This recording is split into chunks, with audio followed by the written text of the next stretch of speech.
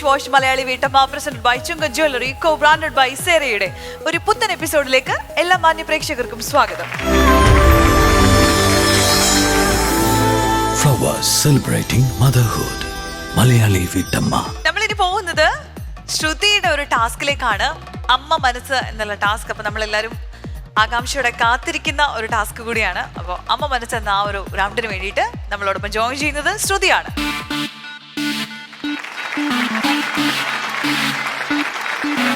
Hello ശ്രുതി. ഇങ്ങനെ അടിപൊളി ഗെറ്റപ്പിലൊക്കെ ആണല്ലോ. അമ്മയ്ക്ക് എന്ന് ഓർക്കാൻ പറ്റുന്ന ഒരു സമ്മാനം, ഒരു സർപ്രൈസ് ഒക്കെ കൊടുത്തോ? കൊടുത്തു. അപ്പൊ ഇനി ഞങ്ങളാണത് അറിയാനുള്ളത് എന്താന്നുള്ളത് അല്ലേ? അമ്മ നമ്മളോടൊപ്പം ഓൾറെഡി ഇവിടെ ജോയിൻ ചെയ്തിട്ടുണ്ട്. അപ്പൊ നമുക്ക് അമ്മയോടൊപ്പം ഇരുന്നത് എന്താണെന്ന് കണ്ടിട്ട് പറയാം. യെസ്.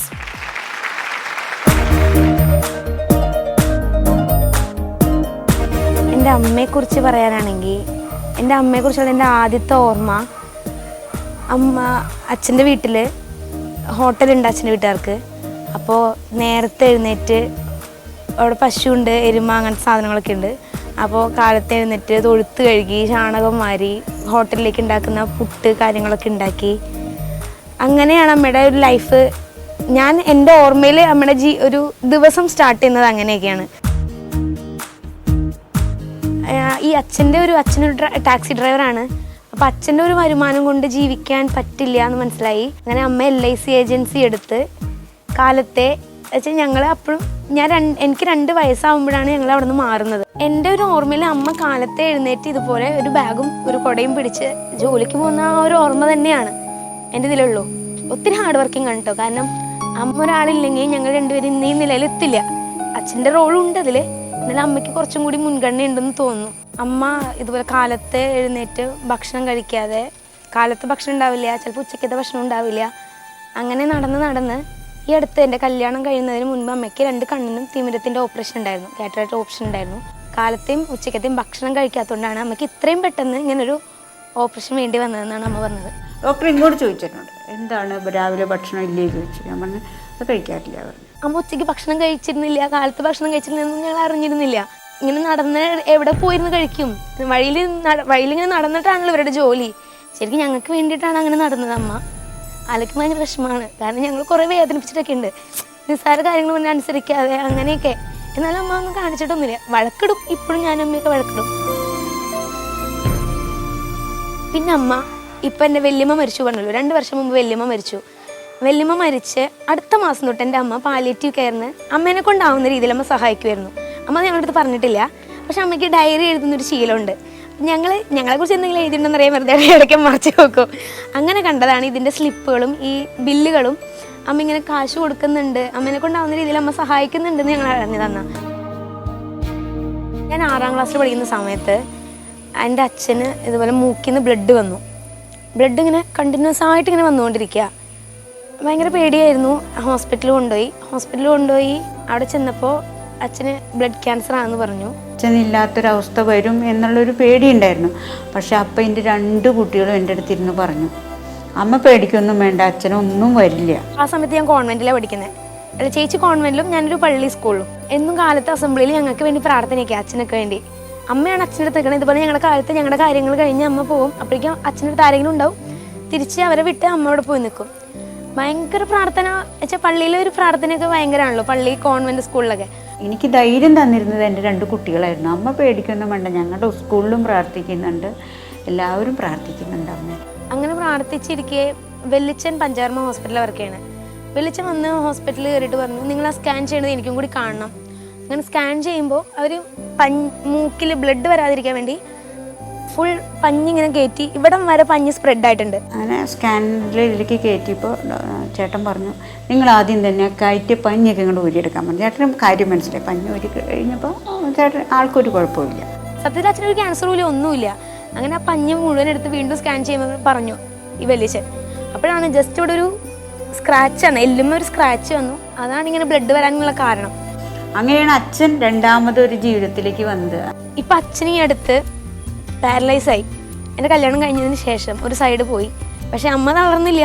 അമ്മ അച്ഛനെ ഉഴിച്ചിൽ നടത്തി. അച്ഛനെ വൈകിട്ട് അമ്മ നടക്കാൻ കൊണ്ടും ഞങ്ങൾ രണ്ടും കല്യാണം കഴിഞ്ഞ് പോയി. പക്ഷെ അച്ഛനെ അമ്മ അച്ഛനെ നോക്കിയ പോലെ വേറെ ആൾ നോക്കില്ല. അത് അച്ഛൻ്റെ അമ്മ ഇപ്പോഴും പറയും, അവള് നോക്കിയ പോലെ എനിക്ക് പോലും നോക്കാൻ പറ്റിയിട്ടുണ്ടാവില്ല.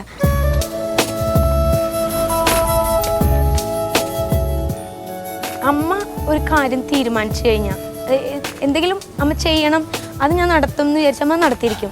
അത്രയും സ്ട്രോങ് ലേഡി. അമ്മ വിചാരിച്ച കാര്യം നേടിയെടുക്കാം അത്രയും ഹാർഡ് വർക്ക് ചെയ്യും, അത്രയും അതിന് വേണ്ടിയിട്ട് അമ്മ പരിശ്രമിക്കാൻ നേടിയെടുക്കും. ഞാൻ കുറേ പ്രതിസന്ധികളിൽ കൂടിയൊക്കെ കടന്നുപോയത് എൻ്റെ 2 കുട്ടികളും കണ്ടിട്ടുണ്ട്. അവരത് കണ്ടിട്ടാണ് വളരുന്നത്. അവർക്ക് എവിടെ ചെന്നാലും ഉയർച്ച ഉണ്ടാവുള്ളൂ. അമ്മ പഠിച്ച പോലെ ഞങ്ങളും ചെയ്യാൻ പാടുള്ളൂ. അങ്ങനെ ഒരു കാര്യമുണ്ട്. ഇപ്പോൾ ഒരു പച്ചക്കറി അരിയാണെങ്കിൽ കൂടി ഒരു കഷ്ണം മറ്റേ കഷ്ണങ്ങൾ വലുതായി ഇത് പശുവിന് കൊടുക്കാനാണെന്ന് ചോദിക്കും അമ്മ. അമ്മ അത്രയും ഭംഗിയായ അരിയ. ഡെലിവറി കഴിഞ്ഞതിന് ശേഷം ജോലി വേണ്ട വെച്ചതിന് എൻ്റെ മോളെ എനിക്ക് നോക്കണം, അവൾക്ക് കൊടുക്കേണ്ട ഒരു സംരക്ഷണം, അവൾ ഒരു 3-3.5 വയസ്സ് വരെയെങ്കിലും ഞാൻ അവളുടെ അടുത്ത് ഉണ്ടാവണം എന്ന് വിചാരിച്ചിട്ടാണ്. എല്ലാവരും കല്യാണത്തിന് ഇങ്ങനെ കല്യാണം കഴിഞ്ഞ് ഹസ്ബൻഡ് വീട്ടിലേക്ക് പോകുന്ന സമയത്ത് ഭയങ്കര കരച്ചിലായിരിക്കും. പക്ഷെ ഞാൻ കല്യാണത്തിന് എൻ്റെ വീട്ടിൽ നിന്ന് ഇറങ്ങുമ്പോൾ ഞാൻ ഭയങ്കര കരച്ചിലായിരുന്നു. എൻ്റെ അമ്മേനെ കെട്ടിപ്പിടിച്ച് എനിക്കറിയില്ല. അവളും കൂടി പോയി കഴിഞ്ഞിട്ടുള്ള അവസ്ഥ ഞങ്ങൾ അന്ന് തലേദിവസം രാത്രി ഇങ്ങനെ പറഞ്ഞിരുന്നു, ഒരു വീടിന് ഉറങ്ങും അങ്ങനെയാണെന്നൊക്കെ പറഞ്ഞിരുന്നു. അപ്പോൾ അവൾക്ക് ആ അവസ്ഥ ഓർത്തിട്ടോ എന്നെ വിട്ടു പോണതിൻ്റെ ഒരു വിഷമോ എന്തുകൊണ്ടോ അവൾ ഞങ്ങളുടെ ചുമലിലേക്ക് വീണ് കരച്ചിലും പിടിച്ചിലൊക്കെ ആയി. അങ്ങനെ എല്ലാം തുടച്ച് പിടിച്ചിട്ടാണ് ഞങ്ങൾ ഇതിലെത്തിച്ചത്. ഇപ്പോഴത് ആലോചിക്കുമ്പോൾ എന്തിനാ. പക്ഷെ എനിക്ക് ഈ കാലത്ത് കല്യാണത്തിന് വീട്ടിൽ നിന്ന് ഇറങ്ങുമ്പോൾ ഭയങ്കര സങ്കടമായിരുന്നു. എൻ്റെ അമ്മേനെ വിട്ട് പോവാണെന്ന് ആലോചിച്ച്. അവിടെ ചെന്ന് ഇവർ കൊണ്ടാക്കുന്ന ഒരു ചടങ്ങാണ്.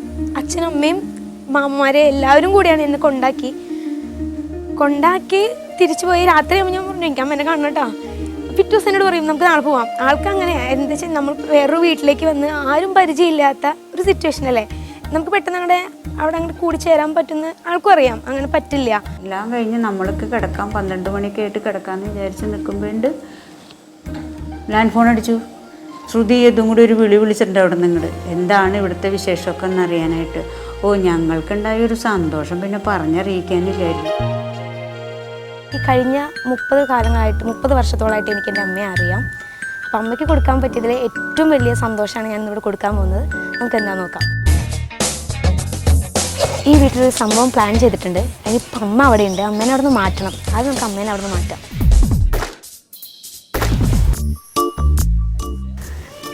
പോവാ, നമുക്ക് അപ്പുറത്തെ വലിയൊരു ഷോട്ട് എടുക്കാണ്ട്. ഒന്ന് പോയിട്ട് വരാം. ശരി വാ. ഫ്ലവേഴ്സ് സാരി വരുന്നുണ്ട്. അമ്മയ്ക്കൊരു ഡോക്യുമെൻ്ററി പോലെ അമ്മയുടെ കാര്യം മാത്രം എടുക്കാനാണ് അവർ വരുന്നത്. അതുകൊണ്ട് അമ്മ ജനിച്ച വീടും അതിൻ്റെ ചുറ്റുപാടും വേണമെന്ന് പറഞ്ഞിട്ടാണ് അമ്മേനെ ഞാൻ അങ്ങോട്ട് കൊണ്ടുവന്നിരിക്കുന്നത്. അപ്പോൾ അമ്മയുടെ വിചാരം അമ്മയ്ക്ക് മാത്രമേ ഉള്ളൂ പരിപാടി, വേറെ ആർക്കും ഇല്ല. ഒരിക്കലും വേറൊരാളും വരുന്ന അമ്മ എക്സ്പെക്ട് ചെയ്തിട്ടുണ്ടാവില്ല. ഈ വീട്ടിൽ വെച്ചിട്ടാണ് അമ്മയ്ക്കൊരു സംഭവം പ്ലാൻ ചെയ്തിരിക്കുന്നത്. ഒരു സംഭവം കൂടി ഉണ്ട്. ഇത് വേറൊരു വീട്, ഇതെൻ്റെ വേറെ മാമൻ്റെ വീടാണേ. ഇവിടെ കുറച്ച് ആൾക്കാരുണ്ട്. നമുക്ക് ഇവരെ ആ വീട്ടിലേക്ക് മാറ്റാം. എല്ലാവരും പതുക്കെ വായോട്ടാ, വായോ. ഇതൊക്കെ അമ്മയുടെ സ്വന്തം ആൾക്കാർ, അമ്മയുടെ ആങ്ങളന്മാർ, അമ്മയുടെ ചേച്ചിമാർ, അവരൊക്കെയാണ്. ഇവരൊക്കെ ഒരുമിച്ച് കാണുക എന്നുള്ളതാണ് എൻ്റെ അമ്മയുടെ ഏറ്റവും വലിയ ആഗ്രഹം എന്ന് എനിക്ക് തോന്നുന്നു. ഞാൻ ഇത്രയും നാളത്തെ ഒരു അമ്മയുടെ കൂടെയുള്ള ജീവിതം വെച്ച് നോക്കിയിട്ട് മനസ്സിലാക്കിയിട്ടുള്ളത് അമ്മയ്ക്ക് അമ്മയുടെ എല്ലാവരും കൂടെ കൂടുന്നതാണ് അമ്മ ഏറ്റവും ഹാപ്പി ആയിട്ടിരിക്കുന്നതാണ് എൻ്റെ വിശ്വാസം. അതുകൊണ്ടാണ് ഞാൻ ഇങ്ങനൊരു സംഭവം പ്ലാൻ ചെയ്തിരിക്കണേ. മാമ എന്നിട്ട് വെല്ലിമ്മയോ മാമനോ ആദ്യം അന്തു എന്ന് വിളിക്കുക. 2 പേരും ഒരുമിച്ച് വിളിക്കണ്ട, ആരെങ്കിലും ഒരാൾ വിളിക്കുക. അത് കഴിയുമ്പോൾ ഒന്നും ഉണ്ടാക്കരുത്. കയറി വരുമ്പോൾ ഞാനൊരു സിഗ്നൽ തരാം. അപ്പം ആരെങ്കിലും ഒരാൾ, ഇപ്പോൾ കിച്ചു ചേട്ടനായാലും അയച്ചേട്ടനായാലും അപ്പം ചെറിമേന്ന് ഉറക്കെ വിളിക്കുക. ഇവിടെ നിന്ന് ആൻറ്റീന്ന് വിളിക്കുക. എന്നിട്ട് നമ്മുടെ പൊന്നുക്കുട്ടീനെയോ ലുല്ലുവിനെയോ ആരെങ്കിലും ഉണ്ണിമോളെയോ അങ്ങനെ വിടുക. അപ്പോൾ ഓക്കെ അല്ലേ? മാമന് വേണമെങ്കിൽ അമ്മയ്ക്ക് വേണ്ടിയൊരു പാട്ടൊക്കെ പാടാട്ടാ. ഷൂട്ട് തുടങ്ങുന്നതിന് മുൻപേ ഈ വന്നവർ നേരത്തെ എത്തി. ഇവരെവിടെ കൊണ്ടാക്കും എനിക്ക് ഭയങ്കര എന്താ ചെയ്യേണ്ടതെന്ന് അറിയില്ല. കാരണം 2 വീട്ടിലേക്ക് അമ്മ മാറി പോകുന്നതാണ്. അമ്മേനെ എൻ്റെ കൊച്ചിനെ നോക്കാൻ ഏൽപ്പിച്ചിട്ട് അമ്മേനെ ഓരോരുത്തരെയും ഞാൻ വന്ന് ഇവിടെ ഫോണിൽ ഏട്ടനോ ചേച്ചിയോ കോർഡിനേറ്റ് ചെയ്ത് എന്നെ മറ്റേ മാമൻ്റെ വീട്ടിലേക്ക് ഓരോരുത്തരെ കയറ്റി ഇരുത്തി കുറച്ച് ബുദ്ധിമുട്ടി. ഒരു കാര്യം കൂടി ഉണ്ട്, എൻ്റെ അച്ഛൻ്റെ ഷഷ്ടി പൂർത്തിയാണ് വരുന്നത് ഈ 27-ാം തീയതി. അത് ആഘോഷിക്കണം എന്ന് കൂടി എൻ്റെ അമ്മയ്ക്ക് വലിയൊരു ആഗ്രഹമുണ്ട്. അപ്പം ഇങ്ങനെ എല്ലാവരും ഒത്തുകിട്ടിയൊരു സമയം ഇനി ഉണ്ടായെന്ന് വരില്ല. അതുകൊണ്ട് ഞങ്ങൾ ഇന്നത് ആഘോഷിക്കാൻ തീരുമാനിച്ചിരിക്കുകയാണ്. എല്ലാം സെറ്റ് ചെയ്തിട്ടുണ്ട്. എല്ലാവർക്കും ഓരോരോ ഡ്യൂട്ടി കൊടുത്തിട്ടുണ്ട്. ഇവരിത് കറക്റ്റായിട്ട് ചെയ്യുന്നു ഞാൻ വിചാരിക്കുന്നു. ഞാൻ ഭയങ്കര എക്സൈറ്റ്മെൻറ്റാണ്. എങ്ങനെയാവും എന്നൊന്നും അറിയില്ല. അമ്മയ്ക്ക് ഇതിലും വലിയൊരു സന്തോഷം കൊടുക്കാൻ പറ്റുമെന്ന് എനിക്ക് തോന്നുന്നില്ല. നമുക്ക് നോക്കാം. അമ്മേനെ വിളിച്ചിട്ട് വരാം.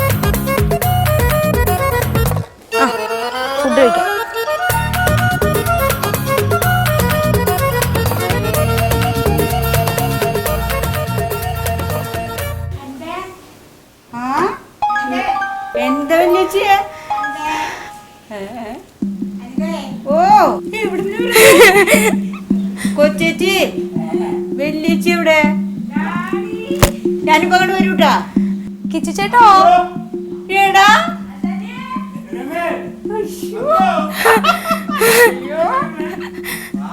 എണീറ്റോ? എവിടെ?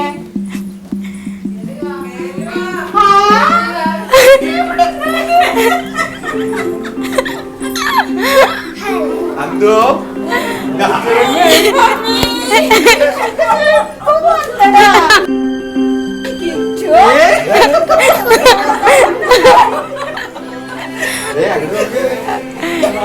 ഒരുപാട് പേര്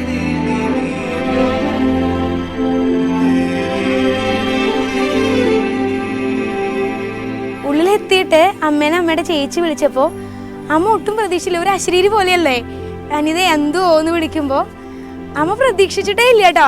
അമ്മ ഒത്തിരി എക്സൈറ്റഡ് ആയി. ഇതൊക്കെയാണ് എൻ്റെ അമ്മയുടെ ചേച്ചിമാര്, ആങ്ങളമാര്, അവരുടെ കുടുംബം. അമ്മയുടെ ഏറ്റവും വലിയ ആഗ്രഹം ഇവർ ഒരുമിച്ച് കൂടണമെന്നായിരുന്നു.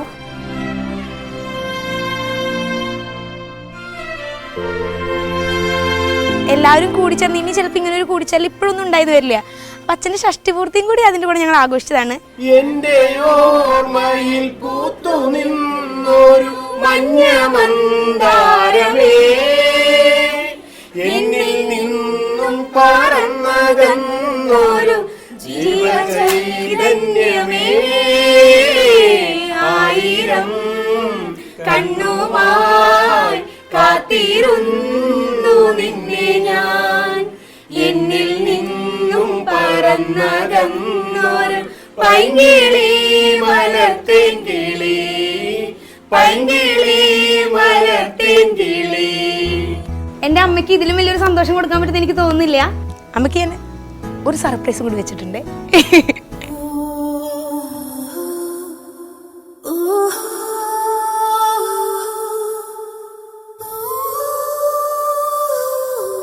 അമ്മയ്ക്ക് കൊടുക്കാൻ പറ്റുന്ന ഏറ്റവും വലിയൊരു സർപ്രൈസ് എന്ന് പറഞ്ഞു കഴിഞ്ഞാൽ അമ്മയുടെ ബന്ധുക്കളെ കൊണ്ടുവരിക എന്നുള്ളതായിരുന്നു. അമ്മയ്ക്ക് ഭയങ്കര എന്താ പറയുക, അമ്മ ആഗ്രഹിക്കുന്നൊരു കാര്യമാണ്. പിന്നെ ഞാൻ വിചാരിച്ചു ഇതിലും കുറച്ചും കൂടെ അമ്മയ്ക്ക് ഇത്തിരിയും കൂടി അമ്മ വിചാരിക്കാത്തൊരു സർപ്രൈസ് കൊടുക്കണം എന്ന്. അമ്മ 10ാം ക്ലാസ് വരെ അമ്മയുടെ കൂടെ, അമ്മയുടെ ബാല്യകാല സഖി എന്നൊക്കെ പറയില്ലേ, അങ്ങനെ അമ്മയുടെ ഒരു ബെസ്റ്റ് ഫ്രണ്ടിനെ ഞാൻ കണ്ടുപിടിച്ച് അമ്മയുടെ മുമ്പിൽ എത്തിച്ച് അമ്മയ്ക്ക് അപ്പം ഉണ്ടാവുന്ന അമ്മയുടെ സന്തോഷം നേരിട്ട് കാണുന്നതായിരുന്നു എൻ്റെ ഏറ്റവും വലിയ ആഗ്രഹം.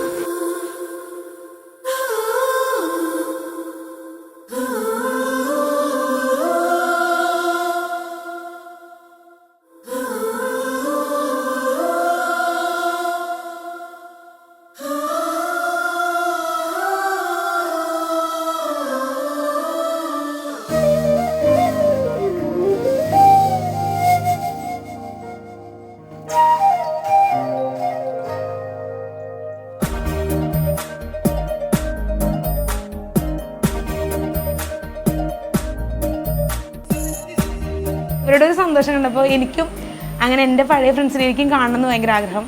ഞങ്ങൾ 30 വർഷമായി കണ്ടിട്ട്, ഞങ്ങളുടെ കല്യാണം കഴിഞ്ഞിട്ട് 30 വർഷമായി അല്ലേ? 30 വർഷമായി കണ്ടിട്ട്. മാറ്റോ അന്ന് ഇവളെന്നൊക്കെ പറഞ്ഞിട്ടുണ്ടെങ്കിൽ അടിപൊളിയല്ലേ. വണ്ണൊക്കെ വെച്ച് നല്ല തുടുത്ത കവളൊക്കെ ആയിട്ടിരുന്ന അവൾ ഇപ്പം എത്രയോ മാറ്റം വന്നു. ക്ഷീണിച്ചു, കവളൊക്കെ ഒട്ടി. ഇവിടെ നിന്ന് തുടങ്ങി നടക്കും ഞങ്ങൾ. ഇവിടെ നിന്ന് തുടങ്ങി നടന്ന് അങ്ങോട്ട് സ്കൂളിലേക്ക് കുറേ വഴിയുണ്ട്. അങ്ങനെ ഞങ്ങൾ നടന്നെത്തി തിരിച്ചൊരു റിട്ടേൺ ഇങ്ങോട്ട് കളിച്ചും ചിരിച്ചില്ലേ.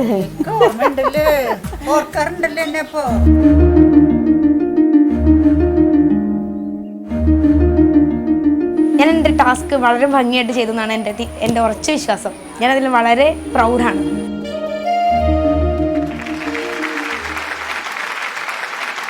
അമ്മേ, എന്ത് തോന്നി മോൾ ഇങ്ങനെ ഒരു സർപ്രൈസ് തന്നപ്പോ?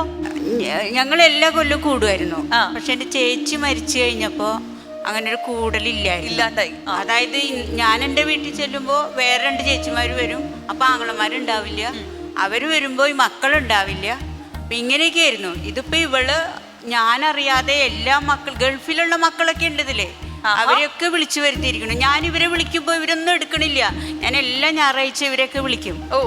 അപ്പൊ ഈ ഞായറാഴ്ച ആർക്കും എന്റെ ഫോൺ വേണ്ട, എല്ലാവരും വെക്കാൻ വളരെ ധൃതി. ആണോ? കൂട്ടുകാരെ കണ്ടപ്പോഴോ?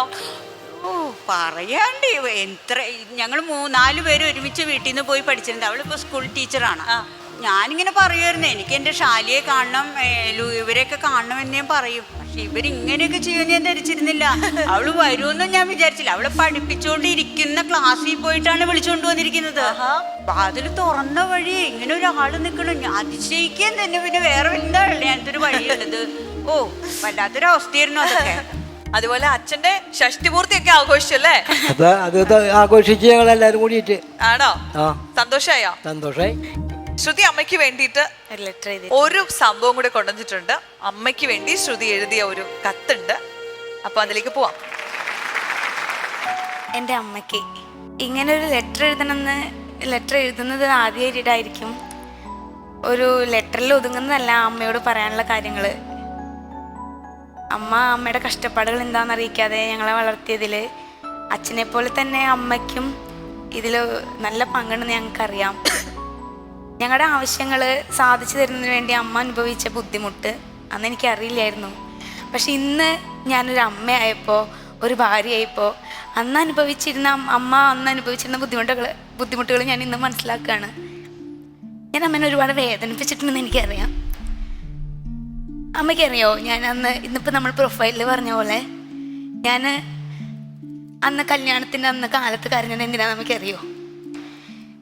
ഞാനിങ്ങനെ അമ്മനെ ഒരുപാട് വേദനിപ്പിച്ചത് ഒക്കെ ആലോചിച്ച് സത്യം ഞാൻ എൻ്റെ വിഷമം കൊണ്ട് കരഞ്ഞു പോയത്. ഒരുപാട് വേദനിപ്പിച്ചിട്ടുണ്ടല്ലോ ഞാൻ എന്നാലോചിച്ച് കരഞ്ഞു പോയതാണ്. സോറി അമ്മേ.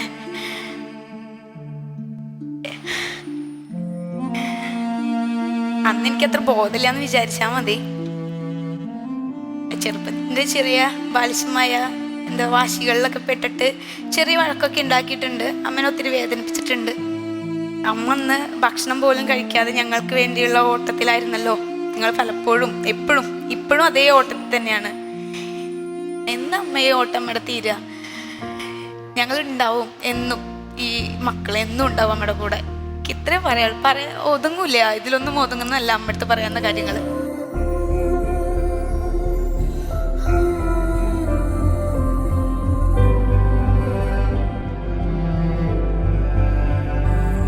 എന്ത് തോന്നുന്നു ശ്രുതിയുടെ ഈ കത്ത് കേട്ടിട്ട്?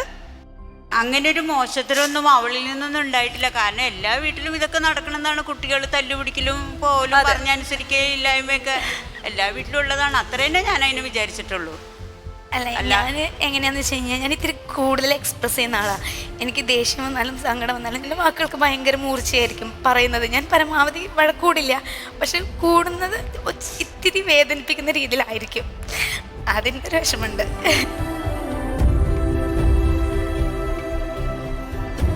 അമ്മ അങ്ങനെ ഒരു കാര്യം അമ്മ മനസ്സിൽ വെച്ചിട്ടുമില്ല, അമ്മ അത് നോട്ട് ചെയ്തിട്ടുമില്ല. പക്ഷെ എങ്കിൽ കൂടി ശ്രുതിക്ക് അതൊരു റിയലൈസേഷൻ ആയി എന്നുള്ളത് അറിഞ്ഞതിൽ നമുക്ക് സന്തോഷമുണ്ട്. പലപ്പോഴും ഇതുപോലെ നമ്മൾ ചെയ്യുന്ന ചെറിയ ചെറിയ മിസ്റ്റേക്സിന്റെ ഒരു തുറന്നു പറച്ചിലുണ്ടെങ്കിൽ തന്നെ ബന്ധങ്ങളൊക്കെ എത്രയോ സ്മൂത്ത് ആയേനെ. അപ്പോൾ ഇതുപോലൊരു പരസ്യമായിട്ടൊരു സ്ഥലത്ത് വെച്ചൊരു തുറന്നു പറച്ചിൽ നടത്തിയതിൽ ഒത്തിരി സന്തോഷം.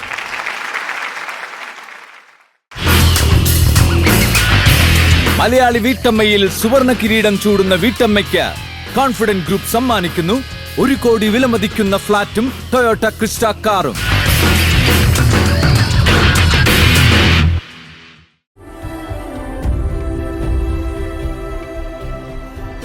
അപ്പോൾ ഇതുപോലൊരു പരസ്യമായിട്ടൊരു സ്ഥലത്ത് വെച്ചൊരു തുറന്നു പറച്ചിൽ നടത്തിയതിൽ ഒത്തിരി സന്തോഷം.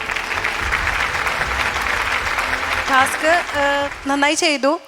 പക്ഷെ ലെറ്ററിൽ ഇപ്പോൾ അമ്മ പ്രൊഫൈലിൽ പറഞ്ഞ അതേ കാര്യം തന്നെയാണ് ശ്രുതി ലെറ്ററിലും എഴുതിയതായിട്ട് എനിക്ക് തോന്നിയത്.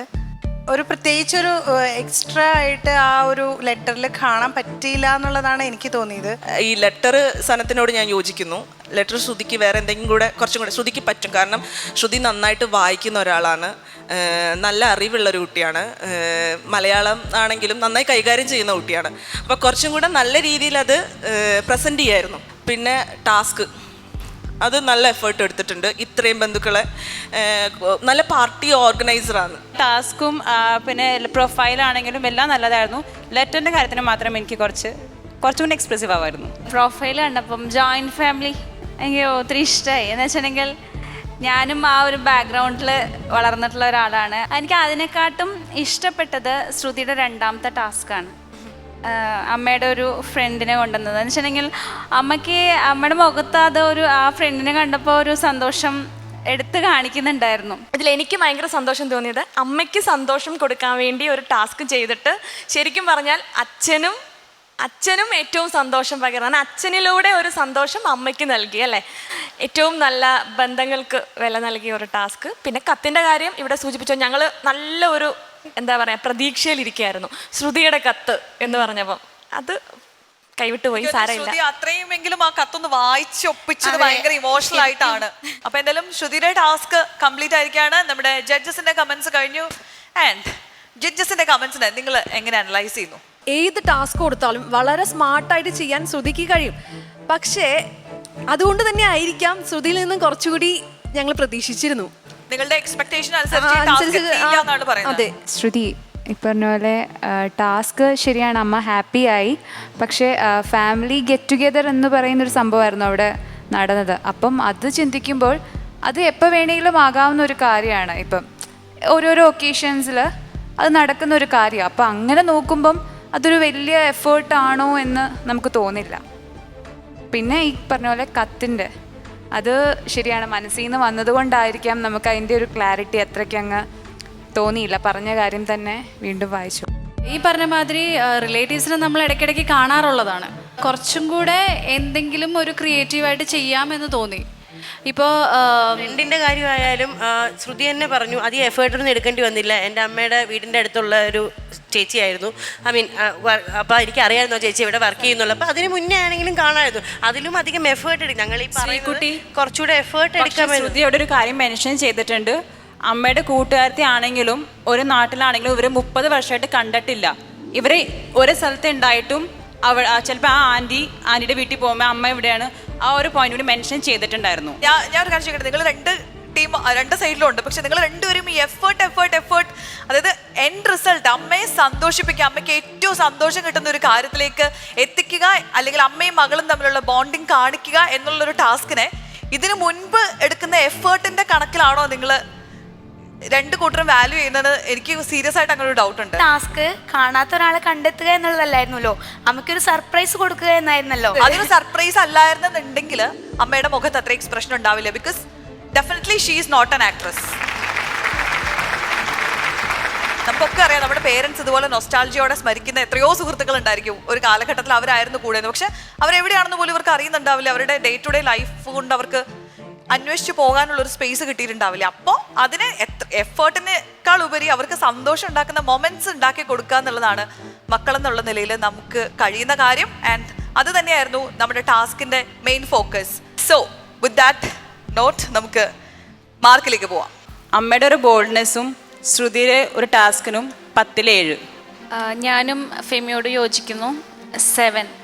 ശ്രുതിയുടെ ലെറ്ററിൽ മാത്രമേ എനിക്ക് ചെറിയൊരു സങ്കടം വന്നുള്ളൂ. 10-ൽ 6. ശ്രുതിയുടെ മാർക്ക് 7. 10-ൽ 7. ശ്രുതി അമ്മയ്ക്ക് കൊടുത്ത ടാസ്കിലും അമ്മയുടെ സന്തോഷത്തിനും 10-ൽ 7. സോ അമ്മ മനസ്സ് എന്നുള്ള ഈ ഒരു ടാസ്ക് കഴിയുമ്പോൾ ജഡ്ജിങ് പാനൽ ശ്രുതിക്ക് കൊടുത്തിരിക്കുന്ന മാർക്ക് 34 ആണ്. ഇനി അതിൽ നിന്ന് എന്തെങ്കിലും റെഡ്യൂസ് ചെയ്യേണ്ട ആവശ്യമുണ്ടെന്ന് നിങ്ങൾക്ക് തോന്നുന്നുണ്ടോ? ഞങ്ങൾ എല്ലാവരും സാറ്റിസ്ഫൈഡ് ആണ്, യോജിക്കുന്നു. സോ അമ്മ മനസ്സ് എന്നുള്ള ഈ ഒരു റൗണ്ട് അവസാനിക്കുമ്പോൾ ശ്രുതിക്ക് കിട്ടിയിരിക്കുന്ന മാർക്ക് 34 ആണ് out of 50.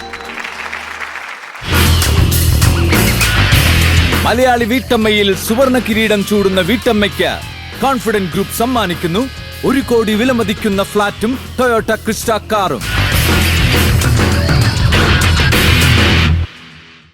Dish gold dish wash Malayali വീട്ടമ്മ presented by Chungath jewellery, co branded by സേറ. മറ്റൊരു എപ്പിസോഡിൽ വീണ്ടും കാണുന്നത് വരെ ഇറ്റ്സ് എ ബൈ.